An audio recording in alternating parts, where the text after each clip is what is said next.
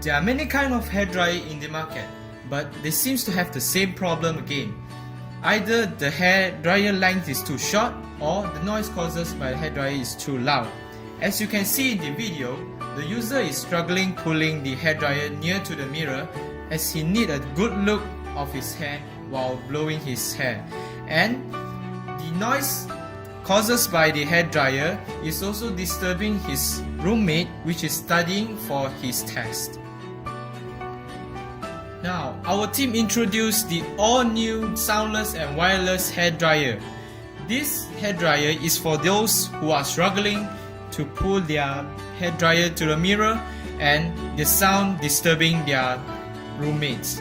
Now, they have no worry about this. They can just bring along their hairdryer to anywhere and it's quiet.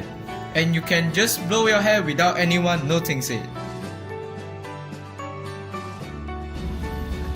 For the body of the wireless hairdryer, we use polypropylene, as polypropylene is such a tough and good heat resistant, and it also have a higher tensile strength rather than other materials, which is polyethylene, because it can withstand about 330 times of resistance.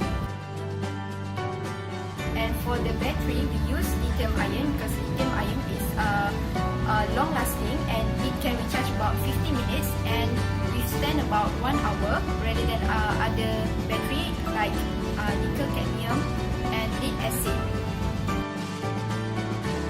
The blade is made out of stainless steel, which has a high tensile strength. It is able to rotate at a withstand pressure of 500 megapascal. This allows the blade to rotate at a very high speed without deforming. And this will also cause it to reduce the terms of sound out. Less sound is produced. For the heating coil part of the hairdryer, we choose a copper wire. This is because the copper wire is a very good conductor of heat and electricity, and it is also can withstand the temperature until 150 degrees Celsius.